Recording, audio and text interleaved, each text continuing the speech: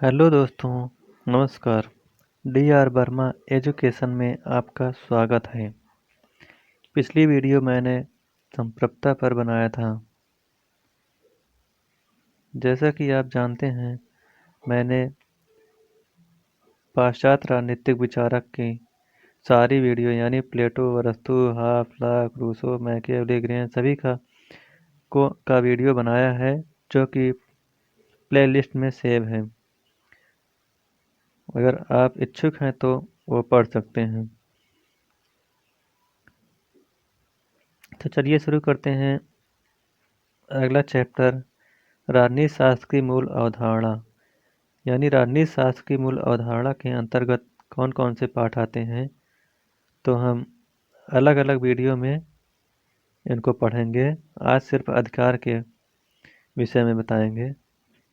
इसके अंतर्गत देखिए कि कौन कौन सी अवधारणा आती है। अधिकार है, स्वतंत्रता है, समानता है, न्याय है, लोकतंत्र एवं अधिकार है, विधि एवं दंड के सिद्धांत हैं और नागरिकता। यानी इतने चैप्टर राजनीति शास्त्र की मूल अवधारणा के अंतर्गत पढ़ेंगे। तो चलिए अधिकार को शुरू करते हैं आज। व्यक्तित्व बराबर भौतिक प्लस नैतिक प्लस आध्यात्मिक। भौतिक बाह्य विकास होता है, जबकि आध्यात्मिक आंतरिक विकास। अधिकार अधिकार स्वतंत्रता, समानता, न्याय, लोकतंत्र, विधि एवं दंड का सिद्धांत व नागरिकता आदि राजनीति शास्त्र की मूल अवधारणाएं उदारवाद की देन हैं, और इन सभी अवधारणाओं का जन्म आधुनिक काल में हुआ। इन सभी अवधारणाओं में अधिकार सर्वाधिक महत्वपूर्ण है, क्योंकि उसके बिना अन्य किसी की रचना नहीं हो सकती। इसलिए अधिकार की चर्चा पहले होती है। स्वतंत्रता में अधिकार निहित हैं, और जब इसी प्रकार की स्वतंत्रता सबको दे दी जाती है तो समानता का जन्म होता है। स्वतंत्रता और समानता के बिना न्याय की स्थापना नहीं हो सकती। न्याय का विचार केवल लोकतंत्र में ही संभव है। लोकतंत्र विधि के शासन पर आधारित है, और विधि में दंड अंतर्निहित है। नागरिकता का विचार केवल लोकतंत्र में ही संभव हो सकता है। अधिकार सामाजिक जीवन की वह परिस्थितियां हैं जिनके अभाव में कोई व्यक्ति अपने व्यक्तित्व का विकास नहीं कर सकता। यहाँ व्यक्तित्व का आशय आंतरिक विकास और बाह्य विकास दोनों से है। अधिकार को अंग्रेजी में राइट कहते हैं, जिसका अर्थ है उचित। यह रंग का विलोम है, अर्थात जो उचित है वह अधिकार है, और जो अनुचित है उस पर अधिकार का दावा नहीं किया जा सकता।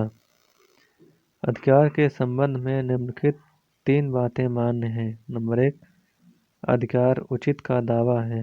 नंबर 2, अधिकार समाज की देन है। नंबर 3, राज्य अधिकारों की सुरक्षा करता है। अधिकार की विशेषताएं। नंबर 1, क्योंकि अधिकार समाज की देन है, इसलिए समाज के विरुद्ध इन अधिकारों का प्रयोग नहीं किया जा सकता। नंबर 2, अधिकार सदैव सामाजिक मनुष्य को ही दिए जाते हैं।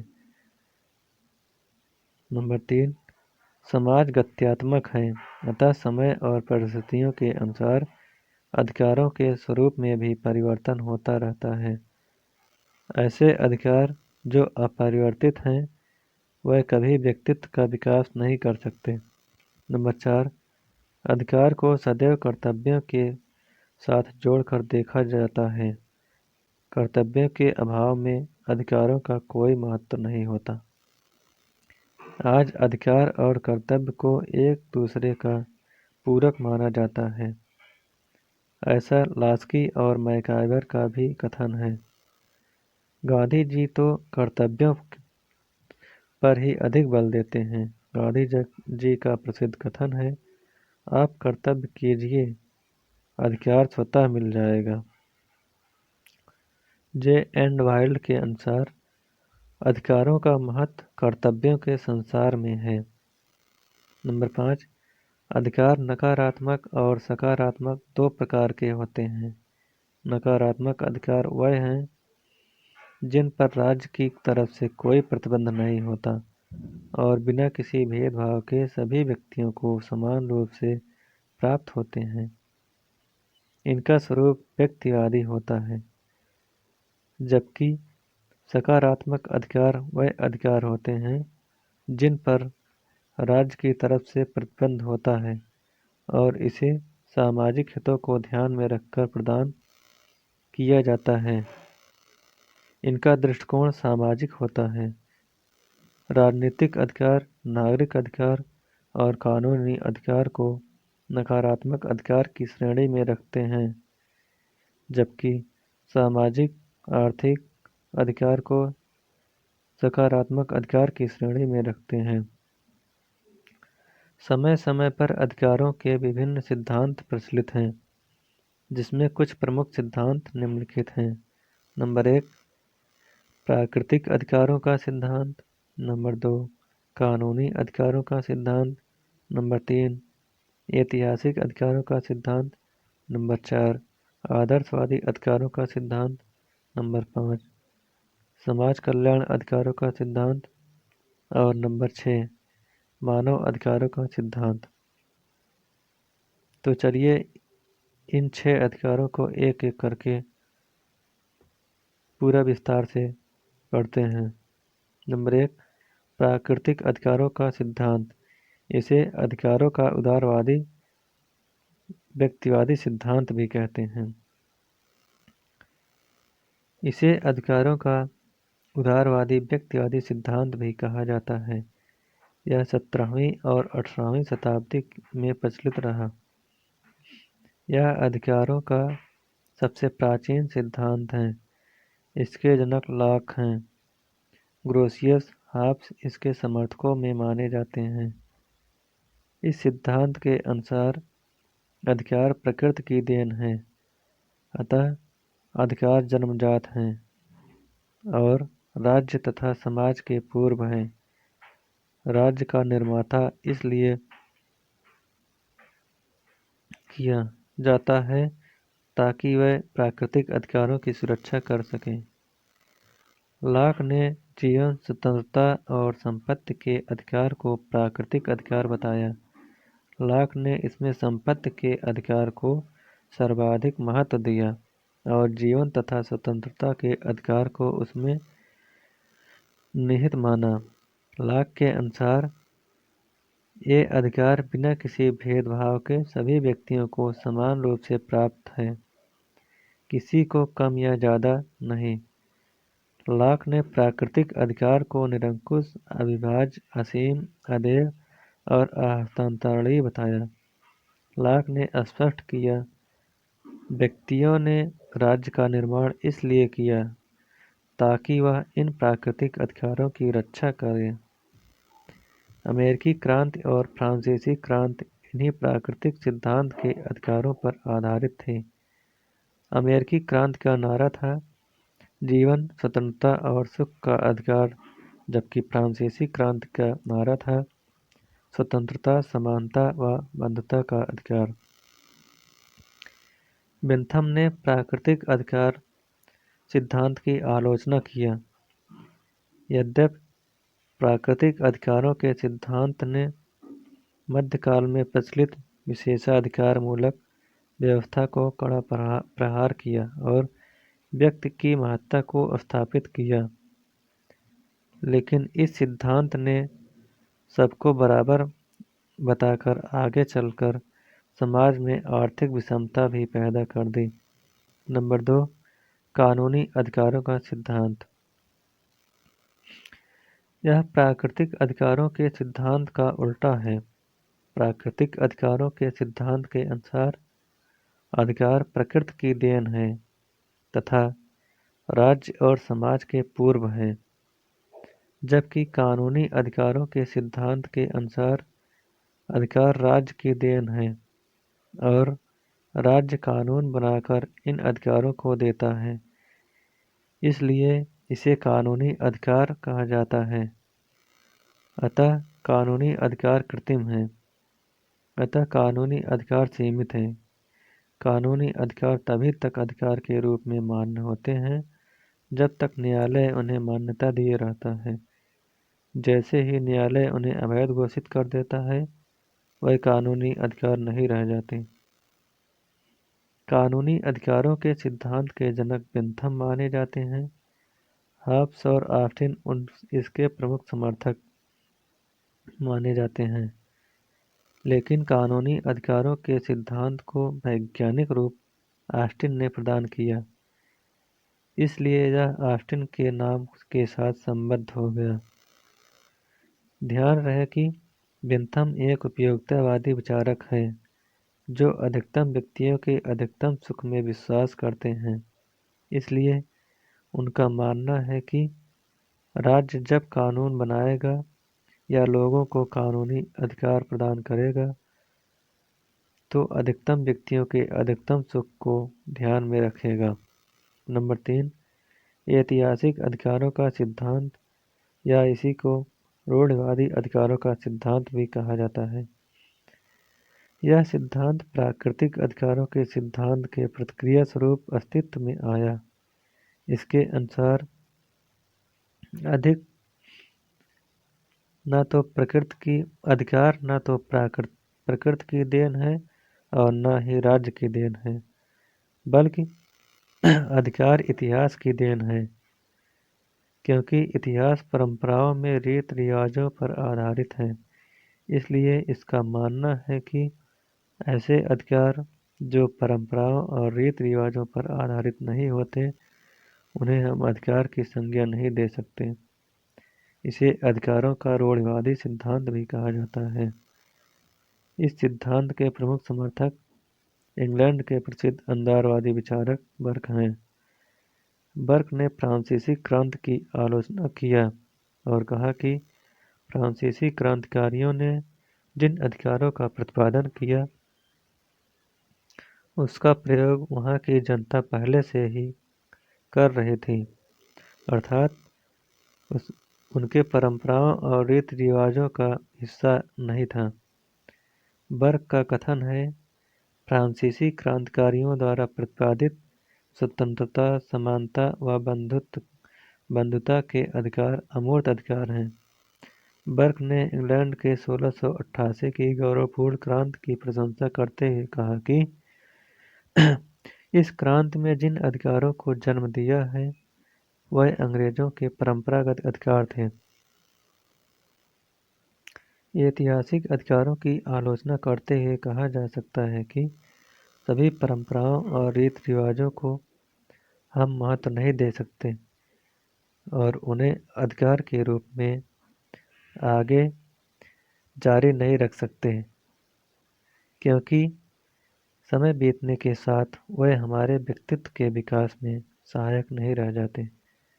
नंबर 4, आदर्शवादी या नैतिक या व्यक्तित्व के अधिकारों का सिद्धांत, यानी इसे अन्य नामों से भी जानते हैं, जैसे व्यक्तित्व अधिकार का सिद्धांत, नैतिक सिद्धांत और आदर्शवादी सिद्धांत। आदर्शवाद व्यक्तिवाद का विलोम माना जाता है, अर्थात जहाँ व्यक्तिवादी राज्य की अपेक्षा व्यक्ति को महत्व देते हैं तथा व्यक्ति के भौतिक विकास पर अधिक बल देते हैं, वहीं आदर्शवादी व्यक्ति की अपेक्षा राज्य को महत्व देते हैं तथा व्यक्ति के आंतरिक विकास या नैतिक विकास को महत्व देते हैं। इस सिद्धांत के अनुसार अधिकारों का उद्देश्य व्यक्ति का नैतिक विकास करना है और ऐसे अधिकार जो व्यक्ति के आंतरिक विकास या नैतिक विकास में सहायक नहीं है, उन्हें अधिकार की संज्ञा नहीं दी जा सकती। इस सिद्धांत के अनुसार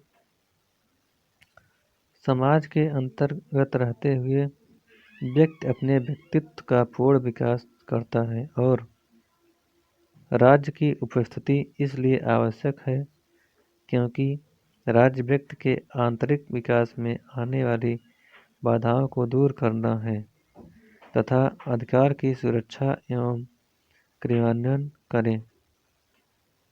यह सिद्धांत अधिकारों को नैतिक स्वतंत्रता के साथ जोड़ता है, जो कि व्यक्ति एक समाज का सदस्य होने के नाते उसे प्राप्त करता है।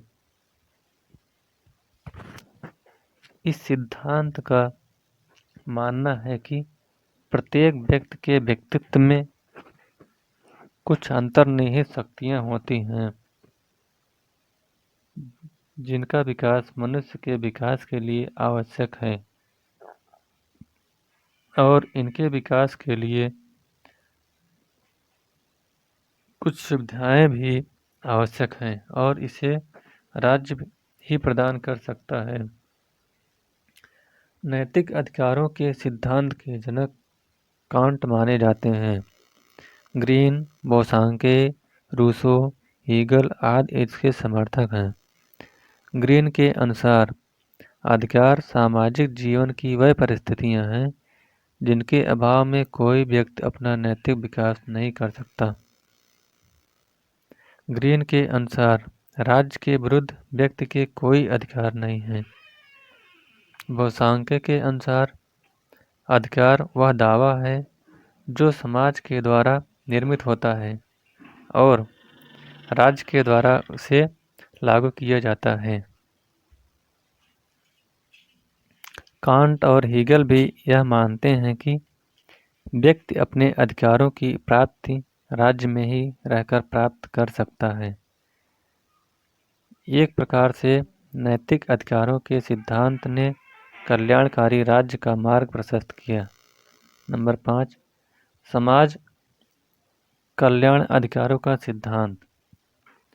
यह सिद्धांत 20वीं शताब्दी में आया और यह उपर्युक्त अधिकारों के सिद्धांत अर्थात प्राकृतिक, कानूनी, ऐतिहासिक और आदर्शवादी अधिकारों का समन्वय करता है।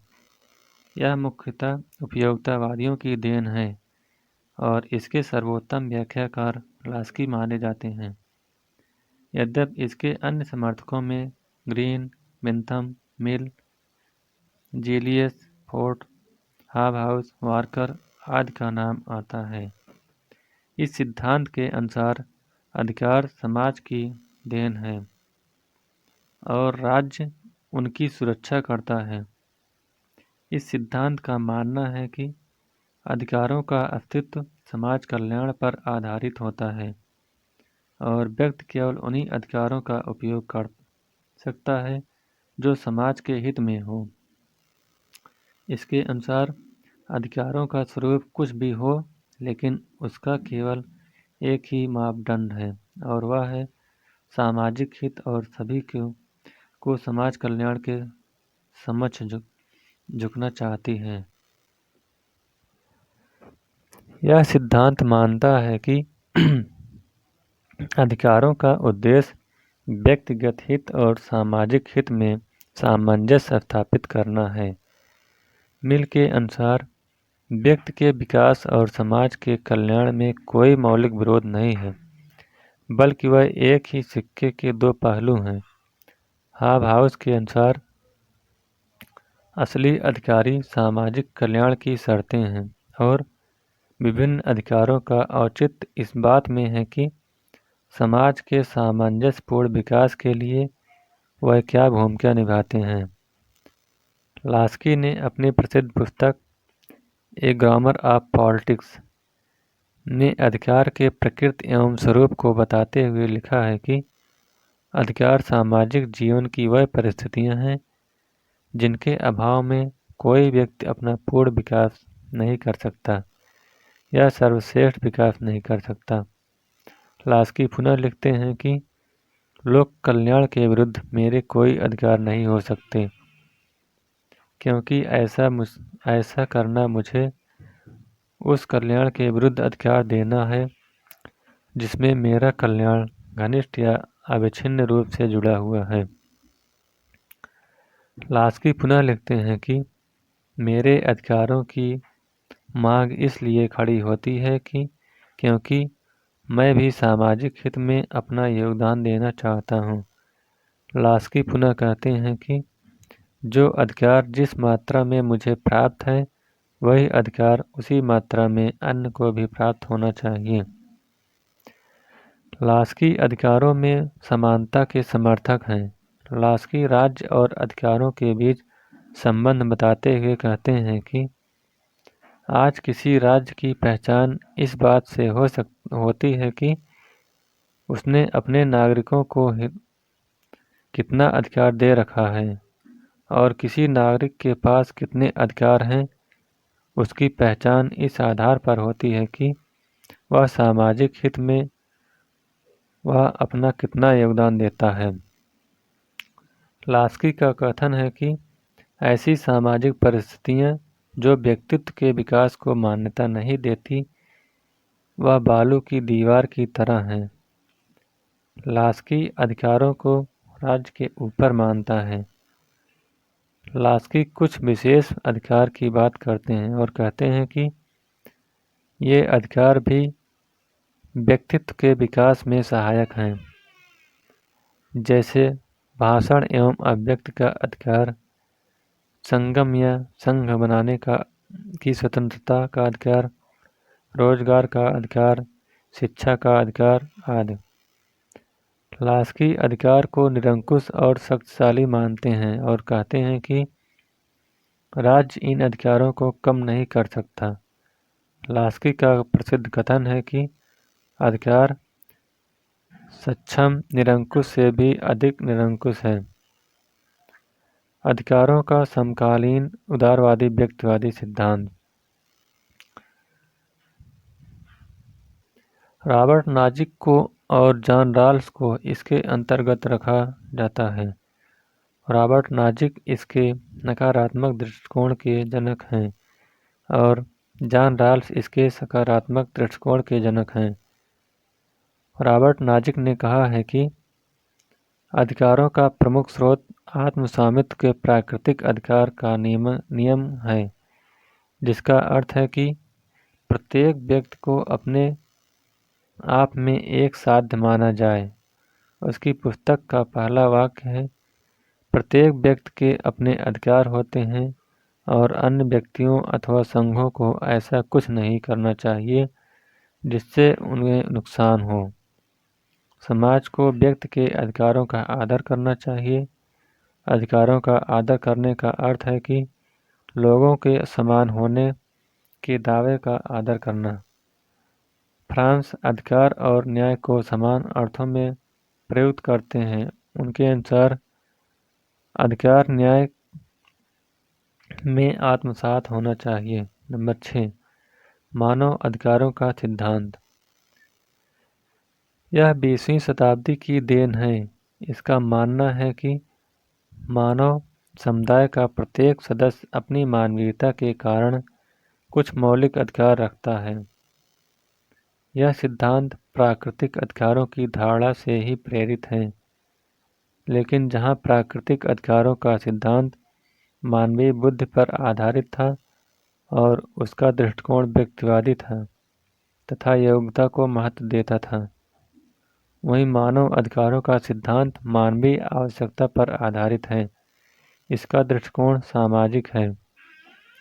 मानव अधिकारों का प्रेरणा स्रोत यह वास्तविकता है कि एक व्यक्ति जो भूखा है, सलाखों में बंद है, अनपढ़ है, शोषित, मजबूर और पीड़ित है, और वह एक ऐसा जीवन बिता रहा है जो एक मानव के लिए उपयुक्त नहीं है, उसे ऐसी स्थिति से बाहर निकाला जाए और मानवीय जीवन जीने के लिए प्रेरित किया जाए।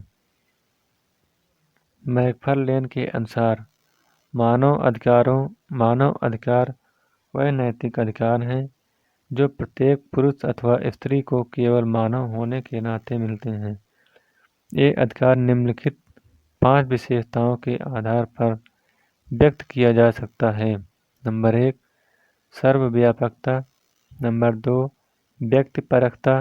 नंबर 3, सर्वोच्चता। नंबर 4, व्यावहारिकता। नंबर 5, कार्यान्वयन। मानव अधिकारों के सिद्धांत का विचार द्वितीय विश्व युद्ध के बाद आया और 10 दिसंबर 1948 को संयुक्त राष्ट्र संघ के चार्टर के अनुच्छेद 1 से लेकर अनुच्छेद 30 तक में इसे शामिल किया गया। इसे दो रूपों में व्यक्त किया जा सकता है। नंबर 1, नकारात्मक अधिकार। अनुच्छेद 1 से लेकर 21 तक में इसका उल्लेख है। यह बिना किसी भेदभाव के सभी को समान रूप से व्यक्त होता है। राजनीतिक अधिकार, नागरिक अधिकार और कानूनी अधिकार इसके अंतर्गत आते हैं। नंबर 2, सकारात्मक अधिकार। अनुच्छेद 22 से लेकर अनुच्छेद 26 तक में इसका उल्लेख किया गया है। इसमें सामाजिक, आर्थिक, सांस्कृतिक व शैक्षणिक अधिकार आते हैं। मानव अधिकारों के सिद्धांत का विकास। दोनों की तुलना किया गया है। एक कॉलम अधिकारों का स्वरूप है, दूसरे में उपयुक्त व्यवस्था, यानी इसका स्वरूप क्या है और व्यवस्था कैसी थी। नंबर 1, प्राकृतिक अधिकारों का स्वरूप बाजार व्यवस्था, नागरिक अधिकार, संवैधानिक शासन व्यवस्था। राजनीतिक अधिकार, लोकतंत्री व्यवस्था। सामाजिक आर्थिक अधिकार, लोक कल्याणकारी राज्य। मानव अधिकार, मानवीय विश्व व्यवस्था। मानव अधिकारों का सिद्धांत, यानी मानव के अधिकारों के सिद्धांत कौन विद्वान किन किन सिद्धांतों का समर्थन किया। जैसे नंबर 1, उदारवादी सिद्धांत, जनक लाक।